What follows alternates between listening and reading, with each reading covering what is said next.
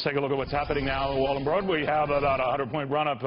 I'm very honored right now to have my next guest with us because I like to think that David Zaslav, despite the fact that he's become a media titan and a mogul, he is responsible for my career and saving my butt. Not true, Neil. He is here now. He is the President and Chief Executive Officer of Discovery Communications. Back when I knew him at CNBC, you were the chief counsel, right? Correct. That was many years ago. That was 27 years ago. Right. We started together. There were a lot of boxes out there, and we had a dream of creating a business news network. And when we got you, it was a big deal. Oh, sure, absolutely. A few years later, we got Maria, and we became the #1 business news network. But and now you and Maria, yeah, careful there. and the crew, we're done. We're done. You guys are having a hell of a run. Now, you're 10 years now at Discovery, right? Right. You left in 2007. I think 2008. You guys went public, right? So that was a $6 billion offering. Now you're worth about $20 billion now, which is close to your net worth. What's behind all of this, and is it driven by the environment you're in, like the one we're in right now?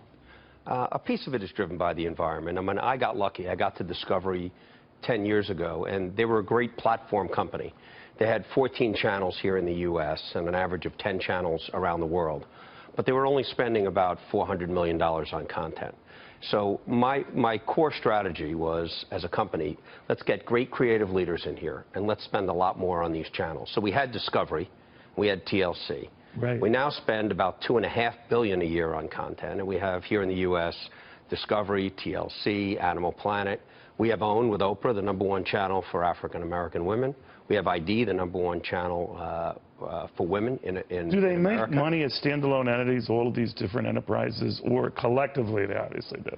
You know, dual revenue stream cable is one of the greatest business models in the world. One of the reasons we went from $6 billion in value to $30 billion is our share grew around the world, but the model itself, sub fees are about 50% of the business, right? And then the rest of it is ad revenue. And so the margin on our company as a whole, we're now the largest international media company. We're much bigger outside the U.S. than we are here. We have in terms of employees, in terms of revenues, profits. Right. We have Eurosport. We're like ESPN. And the Olympics, too. And we have the Olympics. We're larger than Disney with kids in Latin America. But the core is that, and when I worked with Welch, he used to love, and he would say, I've never seen a model like this, that 50% of your revenue, give or take, is long cycle. It's almost like the aircraft engine business. So, for instance, for us, it's a little over 50% of our revenue is locked. Internationally, we have guaranteed revenue of 13% growth this year, and it'll grow to 14 or 15. Regardless of the economic conditions. Regardless of the economic. If subs grow a little more, maybe we'd go another point. But it helps to have the wind at your back with economic growth, right? Yeah, and the run that we've had, the last 10 years have been good for television and good for the cable business. But if you look across Europe, there's been zero GDP growth across Europe over the last 10 years. Wages are slightly down. The U.S. has been more favorable than most countries, but not terrific growth. And so the good news is people are still love watching TV. They love great stories. And we've leaned into that. But if there was household formation growth here in the U.S., right now the subs grew for all the years you and I were together.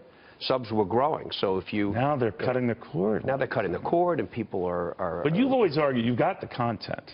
So whether you hook up, as you have with a Snapchat and some others, there's always a means to get that content out there. But do you worry that in an environment where everyone seems to be relishing, we need a tax cut, we need regulations eased up, is yours the type of industry that would benefit from that, or does it really matter in the scheme of things? Well, it certainly matters. I think regulation, political instability around the world has been a challenge for us. We're in 230 countries.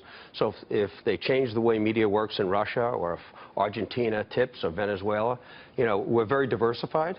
But political instability and regulation, those are the two things that could really hurt you. So all this populist wave that took over Europe, how has that affected you? It hasn't affected us that much. I would say that it's a consequence of zero growth. It's a consequence of the fact that Europe is struggling, there's high unemployment. And so we've seen some political instability. For instance, Russia required that it was a big business for us, and Putin made a decision that only Russian companies can own media. And so we had to restructure. We could only own 20%. But in general, I wouldn't say we've been bulletproof, because the fact that advertising tends to follow GDP, and the fact that that growth has been relatively flat around the world has had an impact on advertising growth. Right. But because our share has been growing around the world, we've been able to grow our international business, over the last 5 years. But does it matter to you, David, I mean, whether we have a friendlier environment for big mergers? Because you could argue on paper that, an AT&T and a Time Warner coming together limits the pipelines to which you can sell your stuff, right? There are fewer of them. Does that worry you? Or? Well, I think it's a light governmental touch everywhere is positive for our business. I mean, don't be too heavy-handed. Anytime there's regulation, it's a challenge and it creates uncertainty.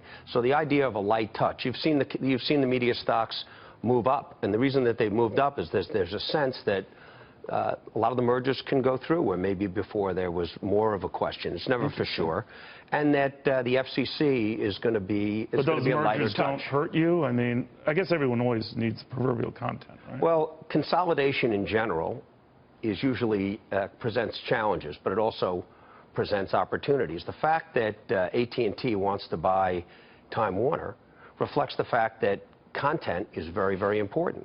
And for us, we own all of our content. We own it on all platforms and around the world. And in markets where companies that are in the distribution and pipe business, whether it be mobile companies or cable companies, they're all coming together. Yeah. And the investment is really substantial.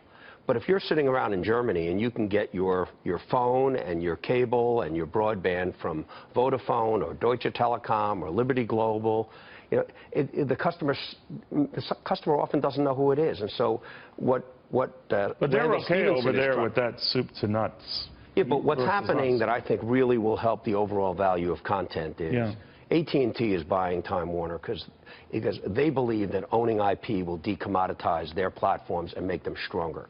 Across Europe, you're seeing a number of platform players investing in IP, or we're doing exclusive deals. So I think in the long run, even though consolidation presents issues, it really reflects the fact that IP, content is still king, and owning content that you can do unique things with, or you can have exclusive rights to, is Do you worry